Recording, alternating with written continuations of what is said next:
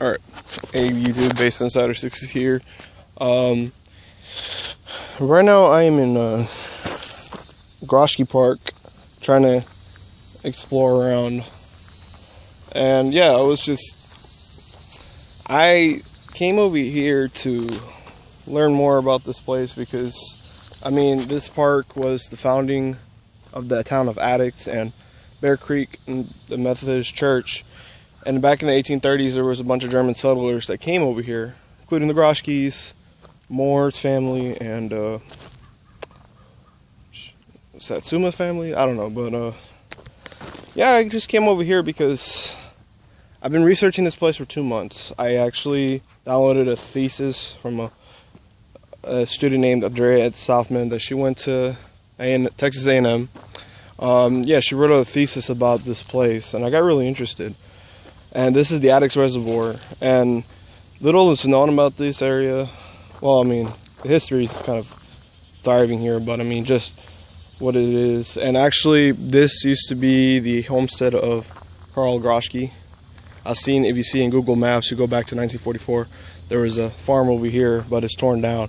But a lot of the houses in the 1940s, except for the Moore's family, their houses were torn down because they were the U.S. Army Corps of Engineers was they were making they were turning this place into a reservoir, into a dam, because it flooded a lot.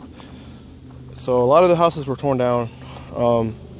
This was torn down, and yeah, I actually found some old things like this peel tab bar, Budweiser can. And this rusty old thing, I don't know if this is old or not, probably from the night. I don't know, but it looks pretty cool.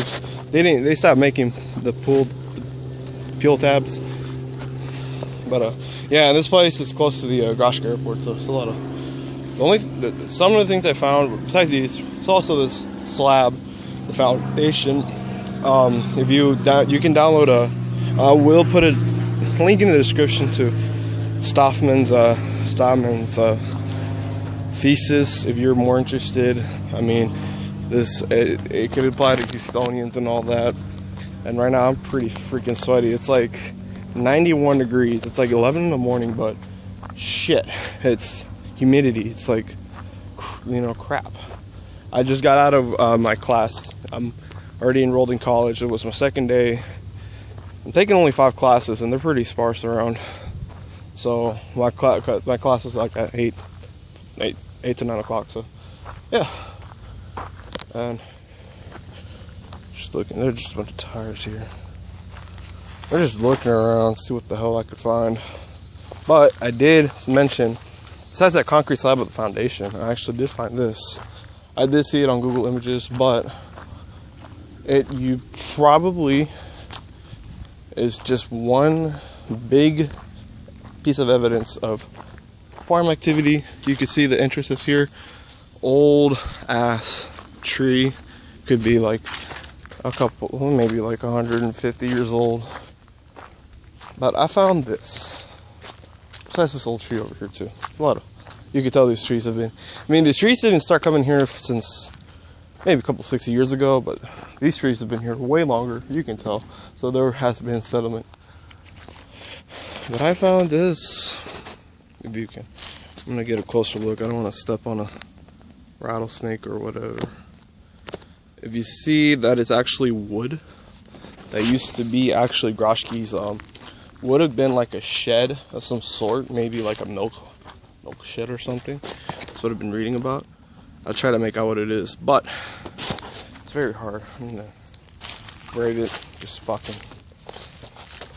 You could see. Right over there. Yeah. That used to be a shed over there. It's pretty fucking cool. That's like one big piece of evidence that civilization was here. Yeah. I can't go in there because I don't know what lurks there, and I really don't want to risk anything. So I'm all here by myself. It's fucking hot. I'm sweaty. So, I mean, yeah. And it's not illegal to park. I don't think it is. Hope not. This is Bill Archer Park. This is mostly, well, on the other side is a actual dog park. That's what it is. But here you can actually just, it's just a maintenance road, so that's why they keep it like this. Maybe make maintenance around the park, but I mean, it's perfectly legal for for people to walk here. It just, the sign over there would say no horses or no unauthorized vehicles. So I hope my car didn't get towed. I hope not. Shit, because this is gonna be a long walk to civilization. But you can tell this was a trail at one point. This is a lot of country roads have this style of road where it's really thin and very like the ditches are kind of deep. And actually the Groshke road over here, this is it's really thin and it's really unpaved.